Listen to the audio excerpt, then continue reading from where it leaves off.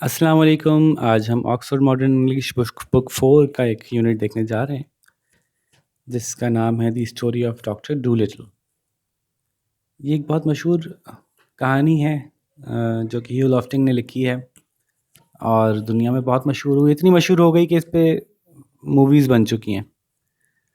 तो आप चाहें तो वो भी बच्चों के लिए मूवीज़ बनी हुई हो देख सकते हैं, और कहानी पढ़ेंगे तो ज़्यादा मज़ा आएगा। तो उस कहानी में से ही कुछ पैसेज इन्होंने लिया हुआ है, उसको हम देखते हैं। कहानी है किस बारे में? कहानी एक साहब के बारे में जिनको के जानवरों की ज़बान समझ में आती है। ठीक है, तो ज़रा देखते हैं। Once upon a time, many years ago, when our grandfathers were little children, there was a doctor.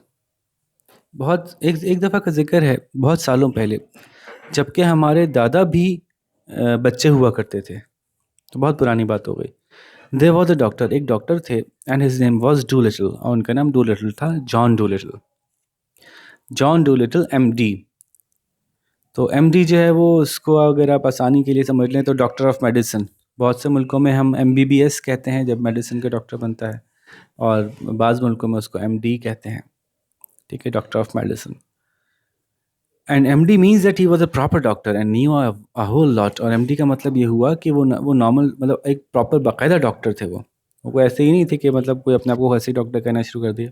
बाकायदा पढ़े लिखे, बाकायदा प्रॉपर डॉक्टर थे और बहुत कुछ जानते थे, न्यू अ होल लॉट, और बहुत चीज़ें जानते थे। ठीक है जी। He lived in a little town called Puddleby on the marsh. वो एक छोटे से कस्बे में रहते थे जिसका नाम था पर्लबी ऑन द मार्श। ये कस्बे का नाम है उनके। All the folks young and old knew him well by sight. तमाम ही लोग, चाहे वो बच्चे हों या बूढ़े हों, उनकी शक्ल पहचानते थे। न्यू हिम बाय साइट, उनकी शक्ल पहचानते थे। The dogs and the children would all run up and follow behind him. और कुत्ते और बच्चे वो सब उनके पीछे पीछे भागते थे और उनका उनका पीछा किया करते थे। जहाँ जहाँ वो जाते थे वहाँ वहाँ उनके पीछे चलते थे। And even crows that lived in the church tower would caw and nod their heads. यहाँ तक कि जो कौवे जो चर्च के टावर में रहते थे, वो भी उनको देख के काई काई करते थे और अपना सर हिलाते थे। ठीक है जी, आगे चलते हैं। The house he lived in on the edge of the town was quite small. जिस घर में वो रहते थे, जो कि कस्बे के एक किनारे की तरफ था, यानी एक कोने में था, was quite small, काफ़ी छोटा था। But his garden was very large and had a wide lawn and stone seats and weeping willows hanging over. लेकिन उनका गार्डन जो था ना, वो काफ़ी बड़ा था। घर छोटा सा बनाया था इस तरह से कि अपने घर की जगह पे घर, कमरे वगैरह कम तामीर किए थे और बाग ज़्यादा छोड़ दिया था। और उसमें बहुत चौड़ा सा बड़ा सा लॉन था, और वहाँ पे बैठने के लिए सीट्स थी। वो नहीं होती जब बेंचेस होती हैं स्टोन की, तो वो स्लैब वाली बेंचेस, तो वो स्टोन सीट्स थी। और वीपिंग विलो जो है वो ऊपर से उसकी शाखें वगैरह लटकी होती थी। ये देखिए, ये हैं वीपिंग विलोज। ऐसे दरख्त होते हैं, इनकी ऊपर से शाखें और फिर उनके साथ साथ पत्तों की पूरी झालरें सी लटकी होती हैं नीचे। तो ऐसे बड़े बड़े से दरख्त जो हैं वो हुआ करते थे उनके पास। वीपिंग विलोज हैंगिंग ओवर, ऊपर से वीपिंग विलो की शाखें लटक रही होती थी। His sister Sarah Dolittle was the housekeeper for him. और उनका घर चलाने का जो इंतज़ाम संभाला हुआ था वो उनकी बहन, जिनका नाम था सारा डूलिटल, उन्होंने संभाला हुआ था। He was very fond of animals and kept many kinds of pets. वो जानवरों से बहुत मोहब्बत करते थे, बहुत पसंद करते थे जानवरों को। उनके पास बहुत से पेट्स थे, पालतू जानवर थे। Besides the goldfish in the pond at the bottom of his garden, उनके गार्डन के बिल्कुल नीचे वाले हिस्से में, मतलब अगर गार्डन को देखा जाए, ऐसे मैप बनाया जाए, तो फिर गार्डन का ये ऊपर वाला हिस्सा होगा, नीचे वाला होगा, ये लेफ्ट होगा, ये राइट होगा। तो बॉटम ऑफ द गार्डन का मतलब गार्डन के निचले हिस्से में। इसका मतलब ये नहीं कि गार्डन के कई मंजिलें हैं और नीचे वाली मंजिल में, मतलब गार्डन के निचले हिस्से में जो गोल्डफिश थी, उसके अलावा, गोल्डफिश एक तालाब में थी, एक तालाब था उसमें गोल्डफिश थी, उसके अलावा he had rabbits in pantry, while mice in his piano, and a squirrel in the linen closet, and a hedgehog in the cellar. घर में हर जगह ही जानवर घुसे हुए थे। मसलन उनकी पेंट्री जो थी, पेंट्री वो स्टोर रूम होता है जिसके अंदर कुछ ऐसी चीज़ें रखते हैं खाने वगैरह की, सेफ करके आटा चावल दालें इस तरह की। तो पेंट्री के अंदर जो है वो रैबिट्स घुसे हुए थे, और पियानो में चूहे घुसे हुए थे, और जो गिलहरी थी वो लिनन क्लोजेट में थी, अलमारी में थी, जो कपड़ों की अलमारी थी। और जो हेजहॉग था वो उनके सेलर में घुसा हुआ था। सेलर जो है वो आमतौर पर लिक्विड्स और इस तरह की चीज़ें स्टोर करने के लिए एक और रूम होता है, पेंट्री टाइप का ही होता है।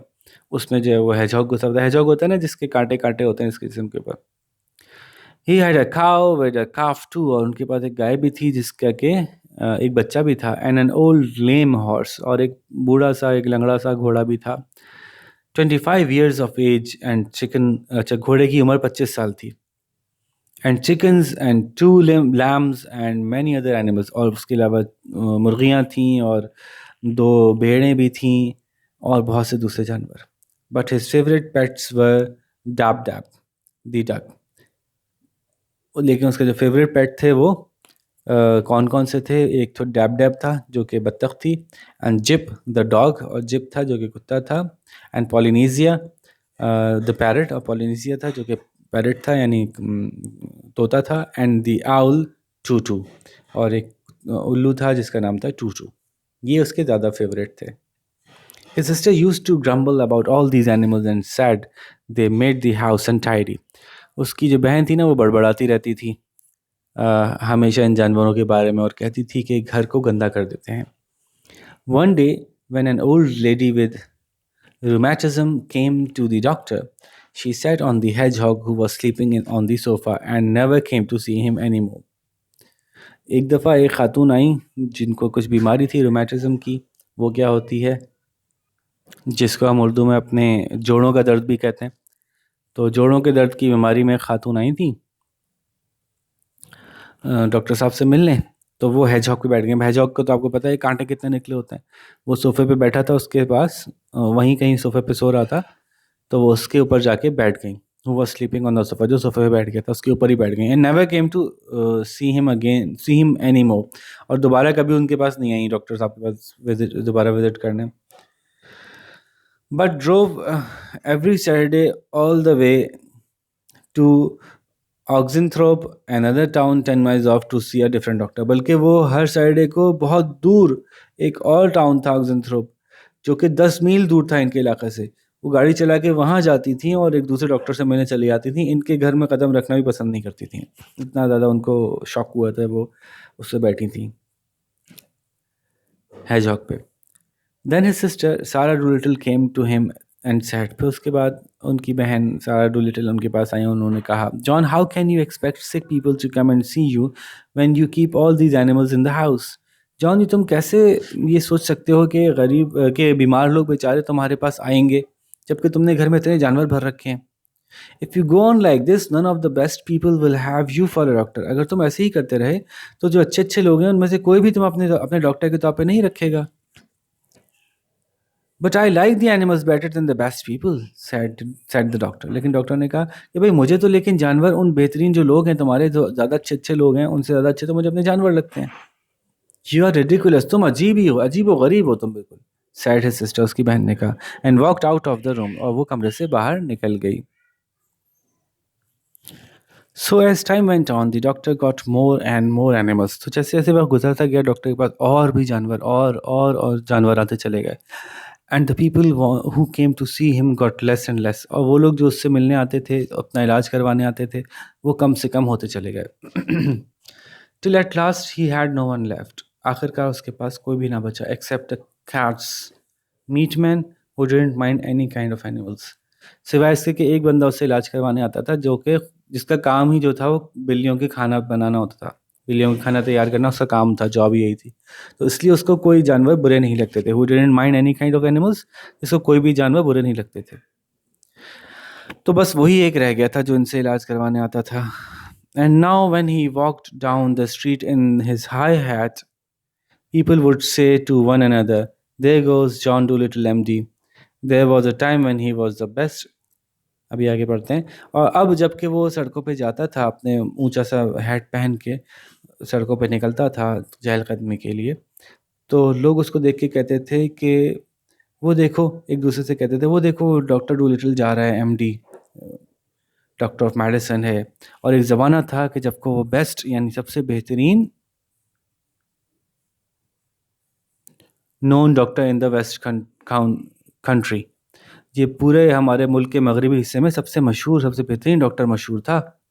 लुक एट हिम नाउ, और अब उसको देखो, ही हैजंट एनी मनी, अब उसके पास कोई पैसे नहीं बचे। And his stockings are full of holes, और उसके मोजे भी, अब मोज़ों में भी सुराख हो गए हैं उसके, इतना वो उसकी हालत ऐसी है। But the dogs and the cats and the children still ran up and followed him through the town and the same as they had done when he was rich. लेकिन अभी वो कुत्ते, बिल्लियाँ, बच्चे सब उसके पीछे पीछे पूरे कस्बे में घूमते फिरते थे उसके पीछे पीछे। और वैसे ही जैसे कि जब वो अमीर था तब भी जैसे करते थे, वैसे ही अब भी उसके पीछे रहते थे। One day the doctor was sitting in his kitchen talking with the cat's meat man who had come to see him with a stomach ache. एक दिन डॉक्टर साहब बैठे थे अपने किचन में और बातें कर रहे थे बिल्ली का खाना बनाने वाले आदमी से, जो बिल्लियों का खाना तैयार किया करता था, जो इनके पास इसलिए आया था कि उसके पेट में दर्द था। स्टमक एक, पेट में दर्द था। Why can't you give up being a people's doctor and be an animal's doctor? आप ऐसा क्यों नहीं करते कि आप जो है वो छोड़ दें इंसानों का डॉक्टर होना और आप जानवरों के डॉक्टर बन जाएं? Asked the cat's meat man, वो जो बिल्लियों का खाना तैयार करने वाले आदमी ने उनसे पूछा। The parrot Polynesia was sitting on the window looking out at the rain. She started to listen. तो उनका तोता, जिसका नाम पॉलिनीसिया था या तोती थी, वो खिड़की पे बैठी थी और बाहर रेन यानी बारिश का नज़ारा कर रही थी। उसने सुनना शुरू कर दी बात कि ये क्या बात चल रही है भाई। You see doctor, the cat's meat man went on. देखिए ना डॉक्टर साहब, ये बात देखिए ना, बिल्ली का खाना बनाने वाले आदमी ने बात जारी रखी। You know all about animals, आप जानवरों के बारे में सब कुछ जानते हैं। Much more than these vets do, उन लोगों से ज़्यादा जानते हैं जो जानवरों का इलाज करते हैं। वेट्स वेटरनरी डॉक्टर्स होते हैं जो कि जानवरों का इलाज करते हैं, तो उनको शॉर्ट फॉर्म में वेट्स कहते हैं। तो आप इन वेट्स यानी जानवरों के डॉक्टर्स के मुकाबले में ज़्यादा जानते हैं। That book you wrote about cats, why it's wonderful. अब ये जो वाई है इसका मतलब क्यों नहीं है, बल्कि ये वाई हैरत के इजहार के लिए है।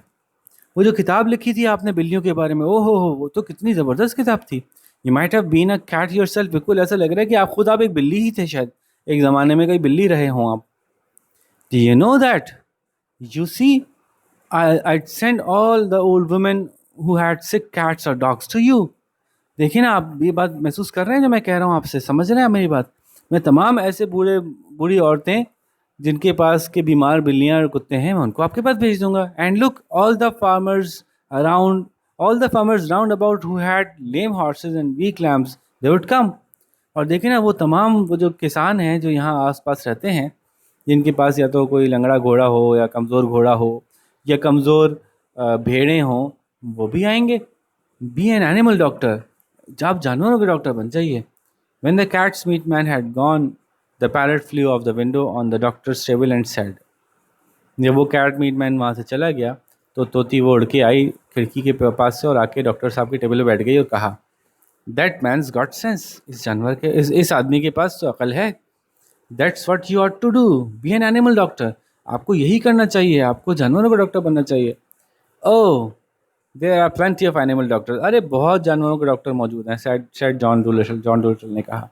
यस देयर आर प्लेंटी, हाँ हैं तो बहुत डॉक्टर्स हैं जानवरों के, सेड पॉलिनेशिया ने कहा। But none of them are any good at all, लेकिन वो किसी काम के नहीं हैं। Not any good at all, वो किसी काम के नहीं हैं, वो बिल्कुल भी किसी काम के नहीं हैं। Now listen doctor and I will tell you something. अब मेरी बात सुन डॉक्टर साहब, और मैं आपको कुछ बताती हूँ। Do you know that animals can talk, क्या आप जानते हैं? Did you know that animals can talk, क्या आप जानते हैं कि जानवर बात कर सकते हैं? I knew that parrots can talk, said the doctor. मैं इतना तो जानता हूँ कि तोते बात कर सकते हैं, डॉक्टर ने कहा। Oh, we parrots can talk in 2 languages, people language and bird language. हम तोते 2 ज़बानों में बात कर सकते हैं, लोगों की ज़बान में भी बात कर सकते हैं और परिंदों की ज़बान में भी बात कर सकते हैं, सेड पॉलिनेशिया प्राउडली। पॉलिनेशिया ने बड़े फ़ख्र से कहा, इफ़ आई से poly wants a cracker, you'd understand me. अगर मैं ऐसे बोलूँगी पॉली वांट्स अ क्रैकर, तो आप मेरी बात समझ जाएंगे। बट हियर दिस, काकाई काकाई फीफी। आप बताइए, अब ये सुनिए मेरी बात और बताइए मैंने क्या कहा। Good gracious, cried the doctor, what does that mean, ये तुमने क्या कहा? अरे ये अजीब बात की तुमने, ये क्या बोला तुमने?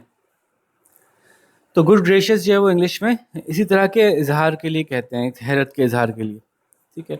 That means is the porridge hot yet, in bird language. मैंने बर्ड लैंग्वेज में आपसे ये बोला कि क्या पॉरेज गर्म हो गई या नहीं हुई, वो दलिया आप बना रहे थे वो गर्म हुआ नहीं हुआ।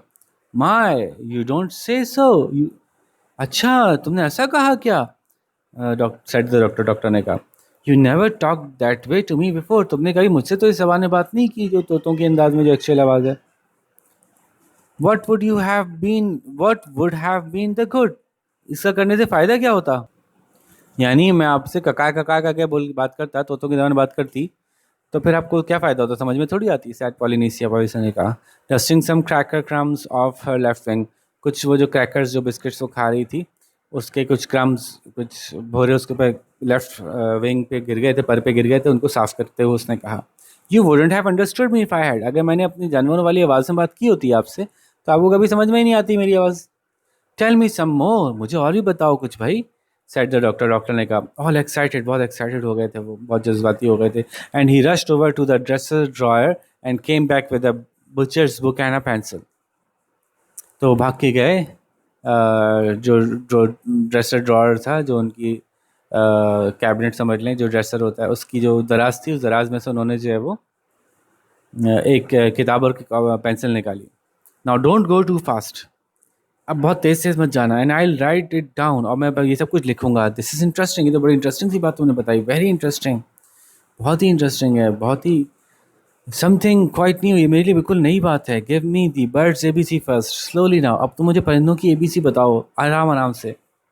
यानी हो क्या रहा है कि